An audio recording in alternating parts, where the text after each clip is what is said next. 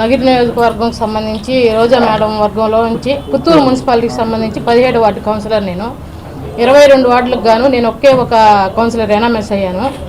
Enormous అయిన తర్వాత నన్ను మా ఊళ్ళంతా ఎంచుకొని నా మీద నమ్మకంతో నన్ను ఎనామస్ చేశారు. నన్ను నా మేడం దగ్గర కలిశాను. ఎనామస్ అయిన తర్వాత మేడం కలిస్తే మేడం గారు చైర్మన్ నీకే కదా అని చెప్పారు. చెప్తే అన్నను కలువు అని చెప్పారు. అన్న పుత్తూరుకి ఇన్ఛార్జు, అన్నను కలువు వెళ్ళి అన్నారు. అన్నను కలిస్తే అన్న డబ్బులు డిమాండ్ చేశారు. అన్న కుమారస్వామి అన్న డబ్బులు డిమాండ్ చేశారు. అన్న రిజర్వేషన్ ఉంది కదన్నా, మాకు ఎస్సీ సామాజిక వర్గానికి చెందిన వాళ్ళం కదా, మేము రిజర్వేషన్ ఉంది కదా అంటే లేదు డబ్బులు డిమాండ్ చేస్తారు. సరేనా ఇస్తాము అని చెప్పి ఒక వారంలో 3 విడతల్లో డబ్బులు ఇచ్చాను. నేను 40 లక్షలు ఇచ్చాను. తీసుకొని ఎలక్షన్ అయిన తర్వాత వేరే వాళ్ళకి మార్చారు. చైర్మన్ సీటు వేరే వాళ్ళకి మార్చారు. ఏందన్నా ఈ విధంగా చేశారు, మమ్మల్ని ఈ విధంగా ఇస్తా అని చెప్పి వేరే వాళ్ళకి చేశారంటే రెండోసారి ఇస్తాను 2 ఇయర్స్ తర్వాత ఇస్తా అని చెప్పారన్న. తర్వాత 2 ఇయర్స్ తర్వాత తిరిగితే 2.5 సంవత్సరం తర్వాత ఇస్తా అన్నారు.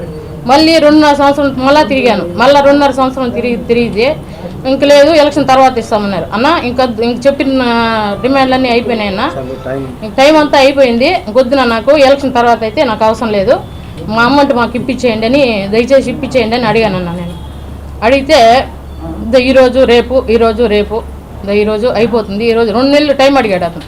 2 నెలలు టైం ఇచ్చాము, 2 నెలలు తిరిగాము. 2 నెలల తర్వాత కూడా మళ్ళీ తిరిగితే ఉన్నామ్మా ఇస్తాము, ఇప్పుడే కదా చెప్పినావు నువ్వు, ఇంకొక నెల పట్టుకుని డబ్బులు రెడీ చేసేదానికి అన్నారు.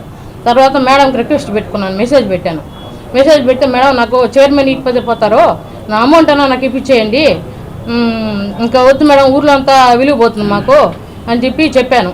చెప్తే మేడం గారు చూసి గమనైపోయారు. రోజా వాళ్ళ అన్నగారు మేము ఇచ్చిన అమౌంట్ మాకు ఎవిడెన్స్తో సహా మా దగ్గర ఉంది. ఫస్ట్ 20 లక్షలు ఇచ్చాము, మా ఇంట్లో వచ్చే తీసుకోమన్నారు. అన్న ఏమన్నాడంటే మేము ఎవరైతే చెప్తామో వాళ్ళ దగ్గర నువ్వు ఇవ్వాలి, ఎవరినంటే వాళ్ళ దగ్గర తీసుకొచ్చాక లేదు, మేము ఇవ్వాలన్నా చైర్మన్ ఇవ్వాలన్నా నేనే ఇవ్వాలి, వద్దనుకోవాలన్నా నేనే వద్దనుకోవాలి, కాబట్టి నేను చెప్పిన మనిషి దగ్గర నువ్వు ఇచ్చి పంపించాలన్నారు. సరే ఇంకా వాళ్ళతో ఎందుకు వాళ్ళు ఇస్తానంటున్నారు కదా నమ్మించినారు. మమ్మల్ని నమ్మించాక అతను చెప్పిన మనిషి దగ్గర ఇచ్చి పంపించాము. ఆయన వచ్చి తీసుకుపోయారు మా ఇంట్లో. సత్య దగ్గర ఇచ్చాము. ఫస్ట్ అమౌంట్ మా ఇంట్లో ఇచ్చాము, సెకండ్ అమౌంట్ వచ్చి మేము వ్యాపారం చేస్తాము, అరటికాయల వ్యాపారం చేస్తాము. అక్కడ మండి ఇక్కడికి వచ్చి అడిగి అర్జెంటుగా అన్నది అమౌంట్ అన్నాడు అనేసరికి మా ఆయన ఎత్తిపోయి ఇచ్చినాను 2 సార్లు.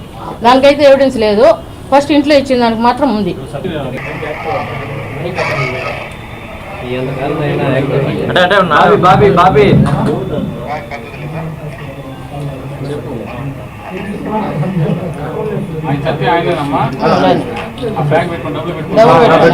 మీకు ఇచ్చినాం కదన్నా ఫోటోలు.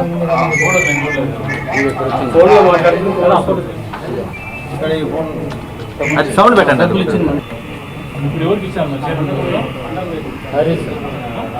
మా వార్డులోనే ఉన్నారన్నా. హరి జనరల్ వార్డు అన్న, రిజర్వేషన్ వార్డు కూడా కాదు, అది జనరల్ వార్డు.